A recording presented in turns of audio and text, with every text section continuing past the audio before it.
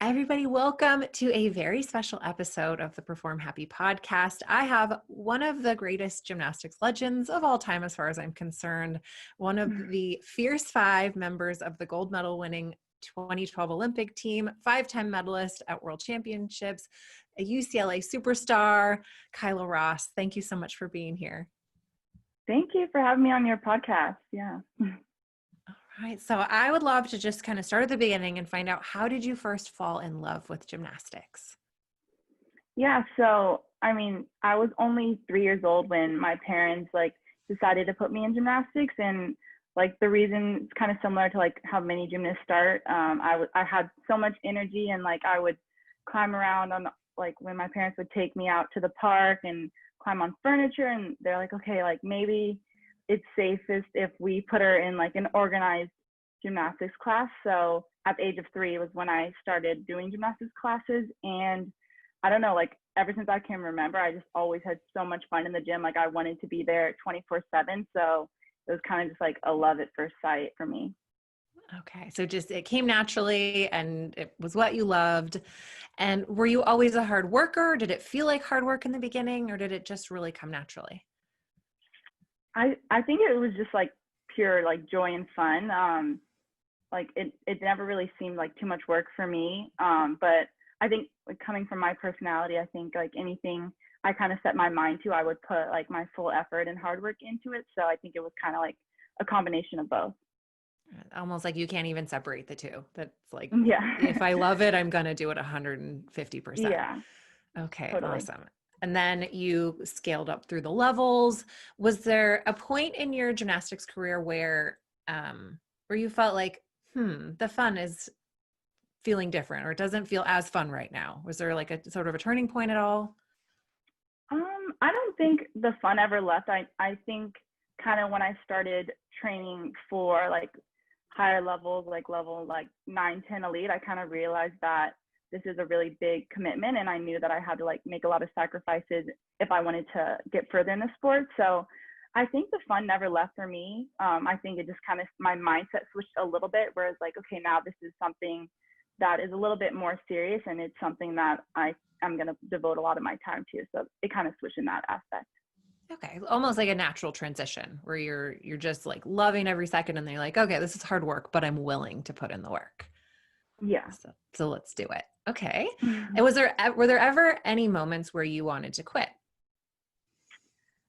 I don't think I had any moments where I ever wanted to quit, but I definitely went through different times throughout my career where I had really, really difficult times, finding that motivation and that drive in the gym. And one of those was when I was probably about 9 or 10 years old, and I don't know how it developed, but I got a really bad fear of tumbling backwards.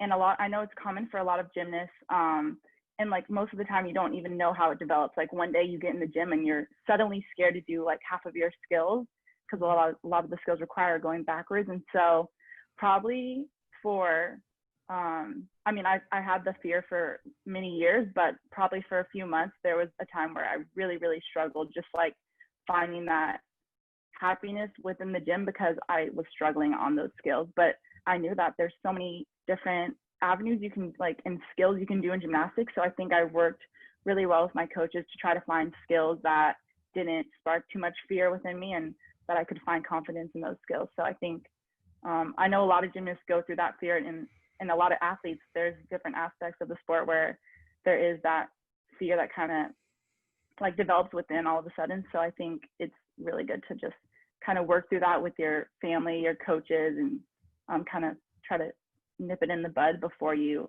progress. So that was something that I went through probably around age 9 or 10. That was kind of a big stepping stone, and helped me kind of find my avenue in gymnastics.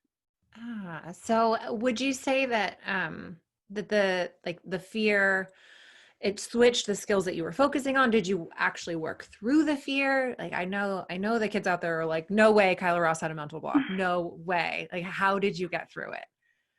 I know when I mentioned that I was really, really scared to tumble backwards, my biggest skill that I had the most fear on was my series on beam, which was at first, when I was 9 or 10, it was just a back handspring.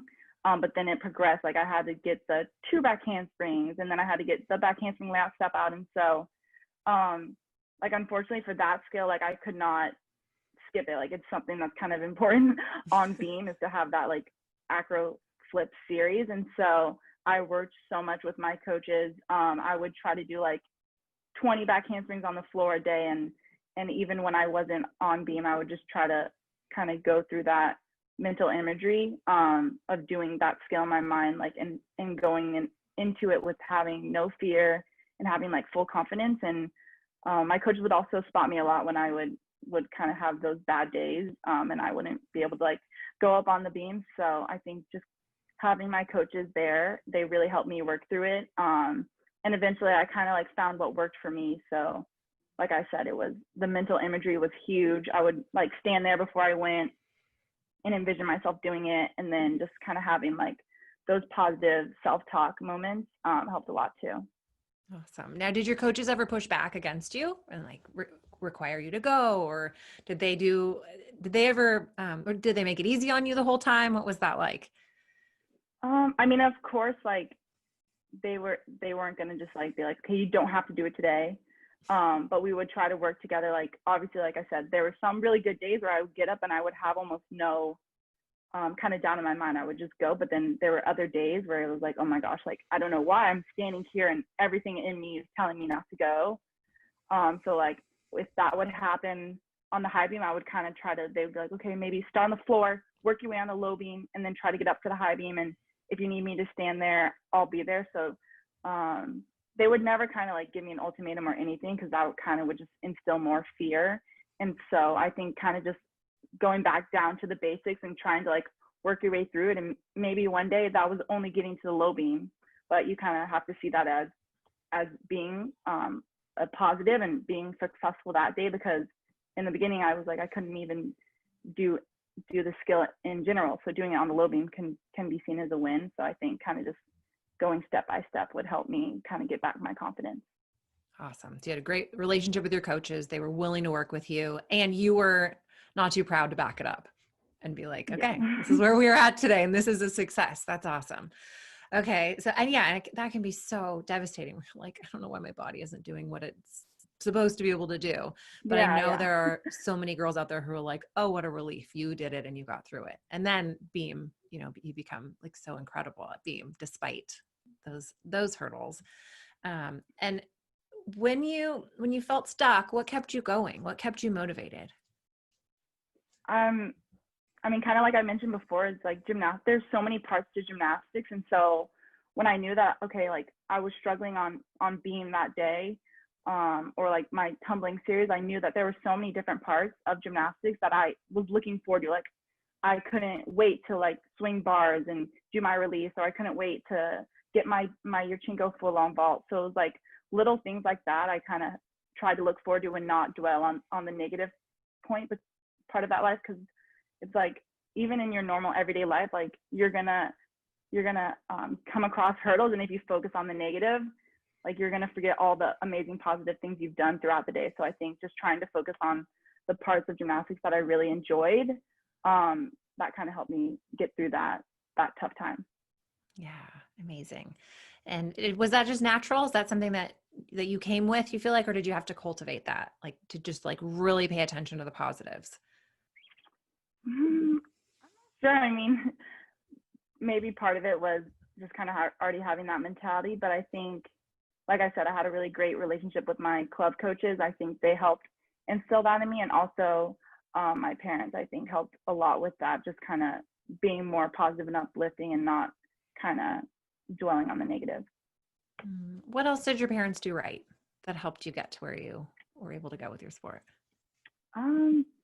I mean, honestly, my parents did not know, like no one in my family had really done much gymnastics. Like we're kind of a family of like a lot of my cousins and stuff like play volleyball or soccer, and then like the boys like baseball and football. So it's like there was not a lot of gymnastics in my family.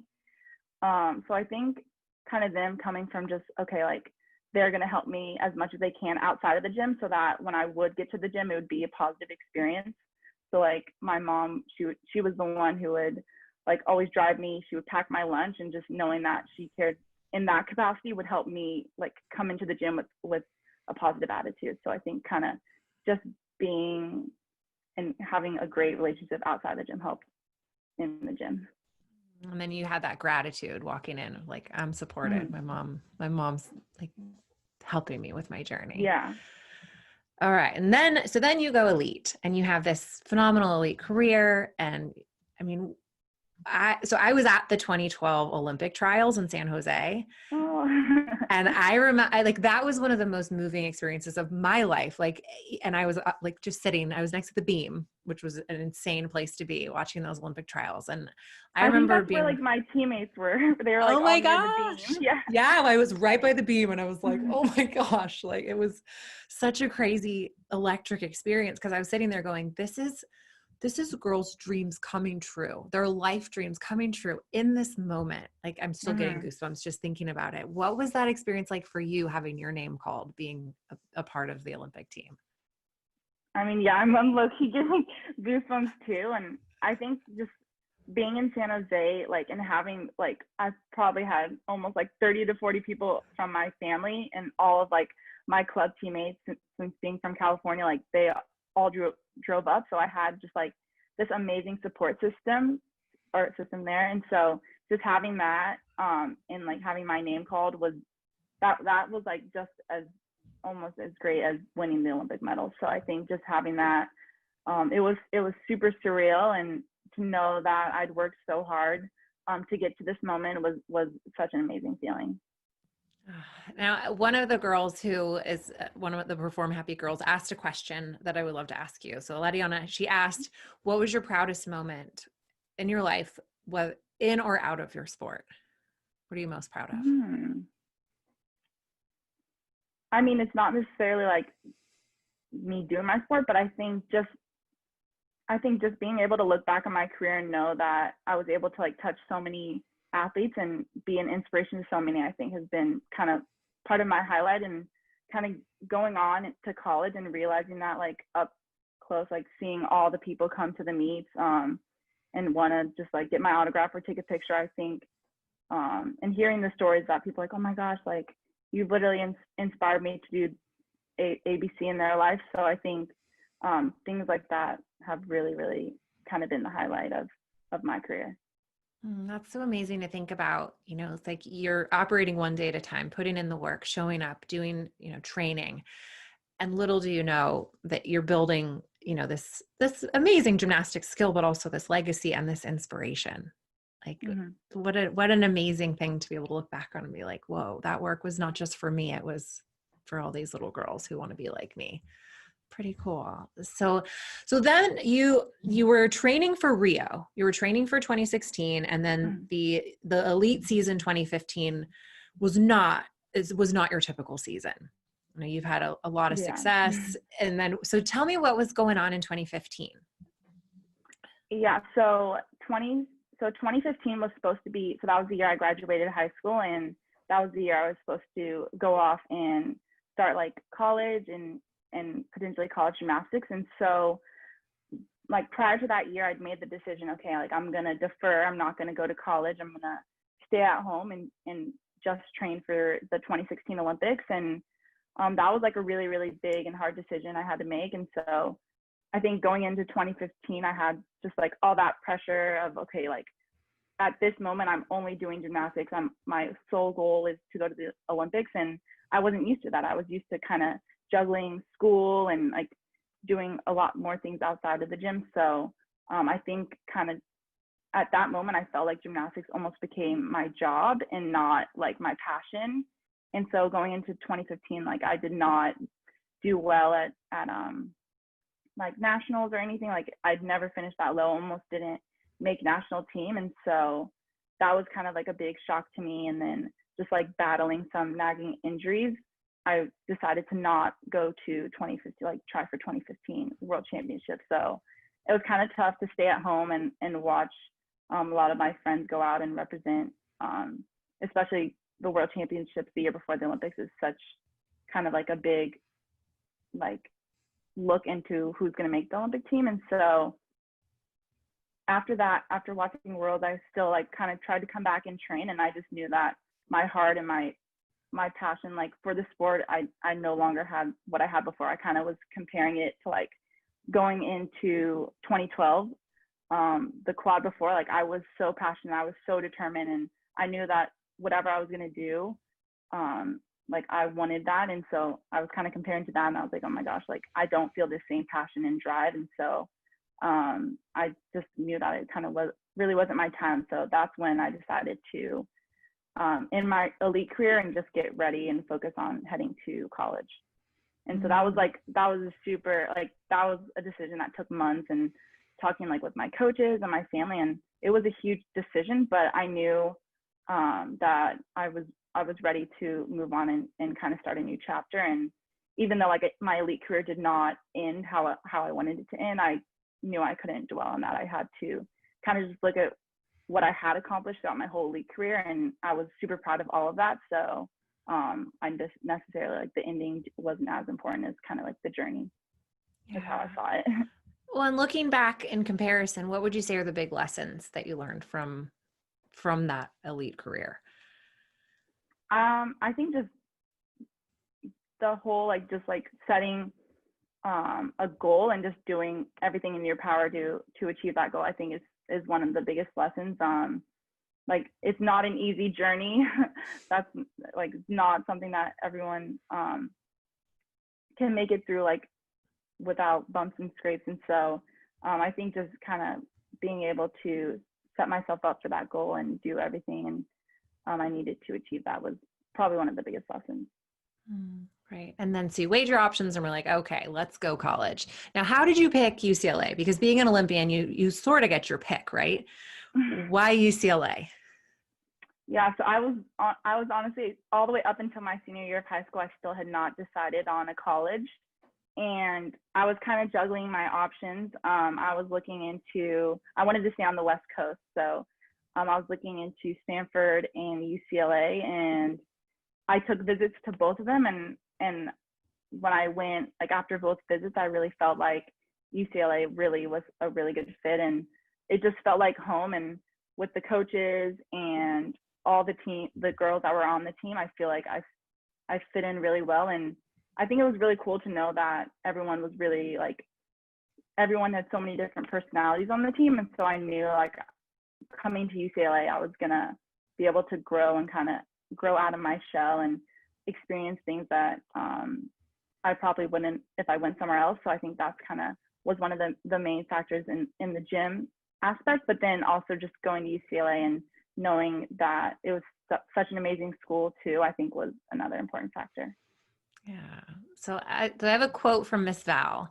And she said, I love the example that Kyla that she not just gives our athletes, but gives to everyone that watches that it's okay not to be perfect.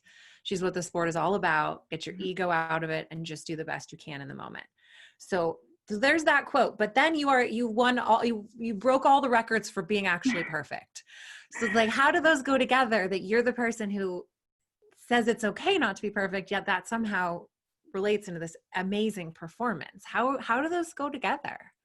I know it's kind of ironic, but I think just coming into college, like the whole, like a lot of people's goals, like that 10, everyone's trying to get that perfect 10. And I think like when I got into college, like I was so determined to do as well and try to hit those perfect routines. But I think just my first year being coached by my Miss Val, and she's always like, okay, it's not doing a perfect routine every time, it's doing your very best, and hopefully that alludes to the judges that that's a perfect 10.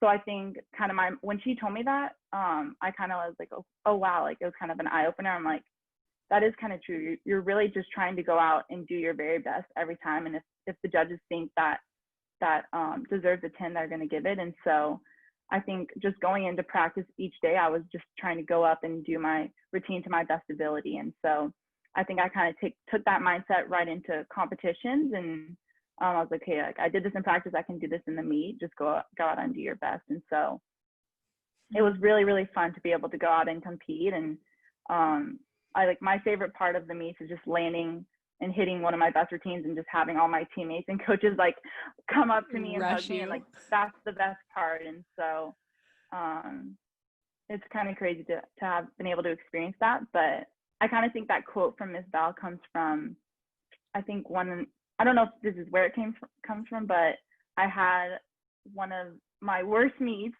like all the way after I had like had that consecutive amount of perfect 10s. So I was doing well like on this record setting path, and then I ended up falling not on just my first event of the meet, but the second event too. And that had never happened. I'd fallen like twice in one meet, and I was really, really thrown off.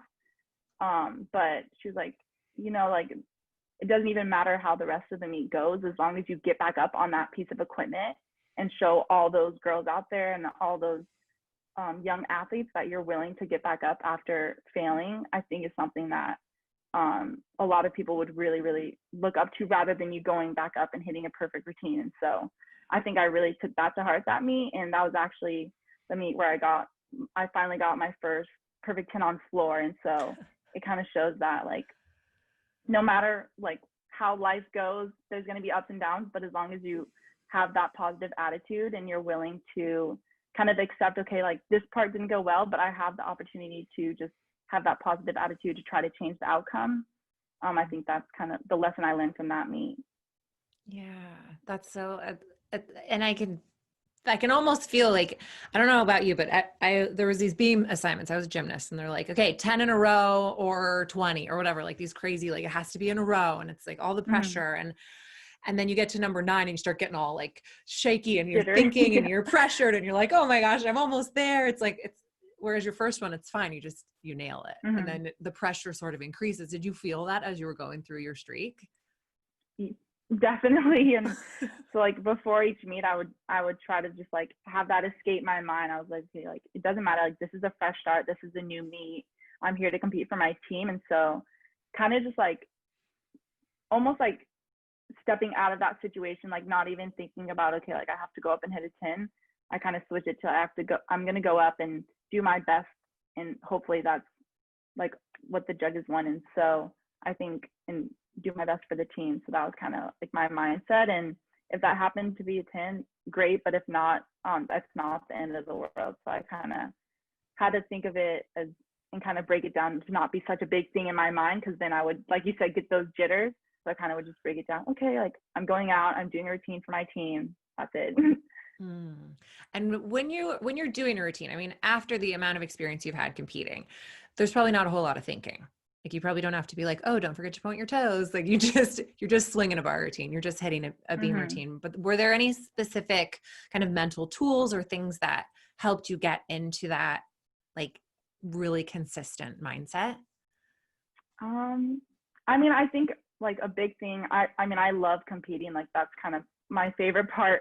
One of my favorite parts of gymnastics and sports is just that competitive aspect. And so I think from a young age, I really would visualize so much. Like I would almost go through the routine before I would compete, like 5 to 10 times, and kind of just know, okay, like before I would practice, okay, here you're gonna, like if it was a bar routine, you're gonna try to hit that handstand, squeeze your core, and you're gonna throw at this moment if it was a release. And so I would kind of do all the preparation before I went, and that would kind of give me that peace of mind. And I would kind of get in the zone where I knew once I saluted, I'd done all the work, and I would leave all those doubts behind. So I would go up with a clear mind. And like you said, I wouldn't have to think too much when I was in that routine because I've done all the work before.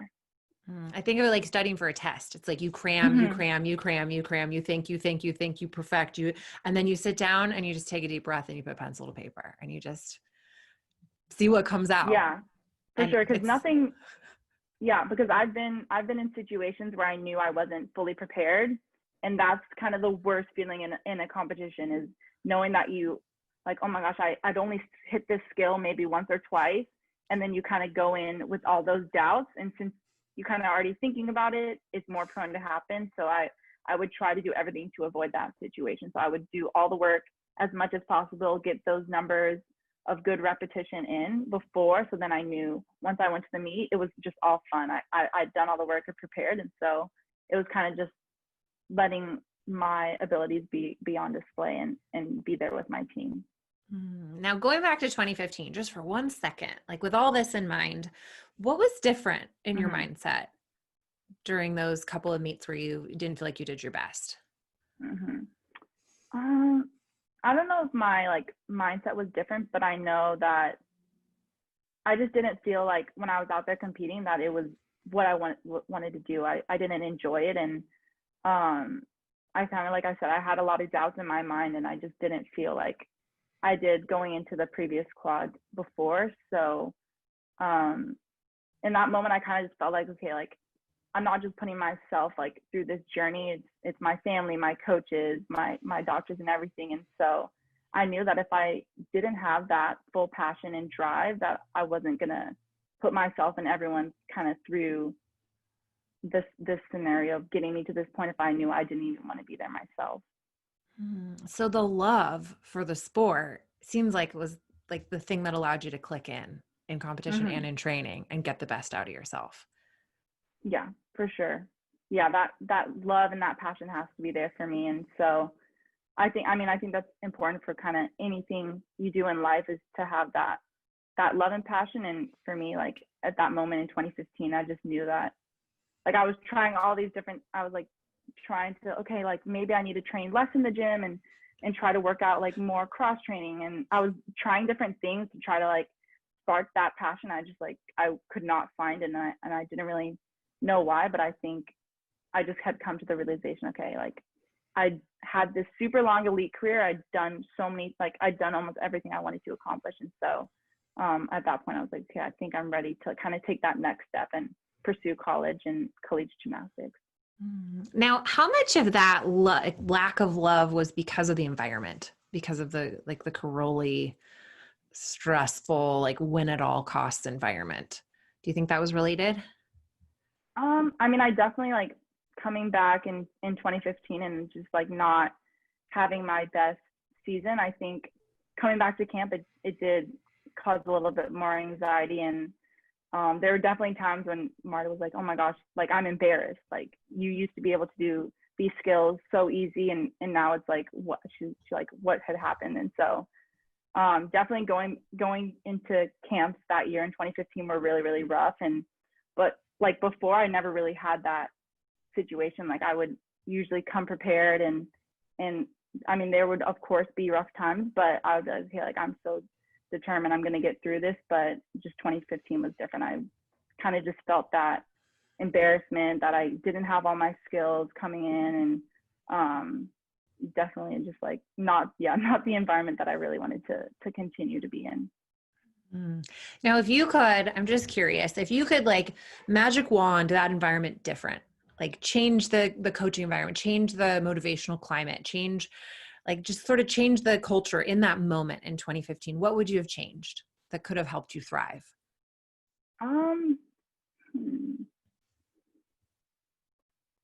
I think just knowing like that it's okay to like make mistakes. I think kind of just going into that environment, like one mistake was like not allowed. And so I think just kind of that mindset is something that's a little bit toxic and can really get to people. And so I think going and looking back, like having my college experience and elite experience, I think being coached by like Miss Val and Chris and Randy and Jordan, and just like seeing that it's okay to make mistakes. Like you can learn, and that there's always room for growth when something does not go perfectly as planned. I think just knowing that, I think would have eased the pain a little bit of that season. Yeah, great. That's such a good takeaway for like the young perfectionists out there who are Mm-hmm. like and even whose coaches are like not good enough, not good enough, not good enough, Mm-hmm. not good enough. What do you say to that girl who's like the anxious girl on the beam who has to make 10 in a Mm-hmm. row, who feels like if I fail, my coach is going to hate me? Like what do you tell her? For me, like in that situation, like you said, like in a situation where it's like you kind of feel like it's life or death, I think just realizing that you're doing gymnastics and it's a hobby and a passion, and it's not like I would say like, I used to think, oh my gosh, like gymnastics literally is my whole world. If I don't make this skill, like the day is over. But kind of just realizing that there's so much more to life, and just being able to do a sport as amazing as gymnastics. I think just being grateful for that, and realizing that if you do make mistakes, like life goes on, and it's okay to not be perfect. Yeah. Oh, it's so good. So now you graduated. What's next for you? I actually did not graduate. um, so I finished college gymnastics because you only get 4 years in NCAA. So I finished my 4 years, but I still have 2 more quarters to get my undergraduate degree. So I'm actually about to start school in about 2 weeks because UCLA is on the quarter system. And then while I'm finishing my degree, I'm going to be helping with the UCLA gymnastics team. So if like fingers crossed, like if things go as planned, and hopefully we can get back in the gym within the next month or so. Hopefully we can get a normal season. I mean, obviously I have no idea if there'll be fans, but hopefully like at least some sort of season so I can be out there and help my teammates be like the best versions of themselves. Oh, how cool. So you get to give back what was given to you. And then, so your major is in molecular cellular biology, right? Did I even get that Mm-hmm. right? So is it pre-med? What's your big dream from here forward?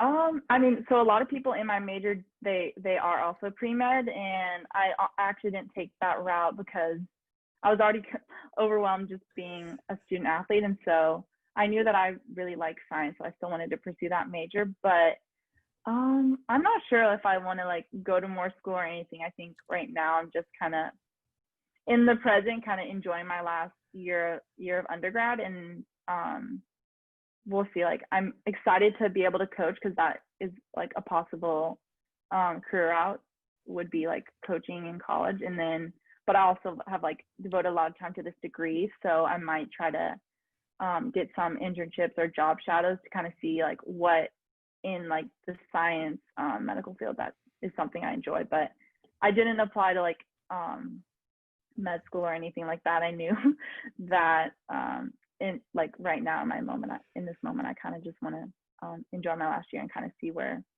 like what career path I take. Well, and it seems like that's what works for you, is like to be in the moment and to just be Mm-hmm. led by what you love and what you're passionate about. And so far, so good. I mean, that Yeah. I have a feeling that just everything you touch is going to turn to gold. I mean, just like with that love and with Oh, that positive attitude, I mean, such an inspiration. And thank you so much for being on the show. It's been really a pleasure getting to know you. yes. Thank you for all your really, really great questions. And I hope like a lot of people can relate to them, and or find some little bit of inspiration from what was on this podcast today. Yeah, thank you so much.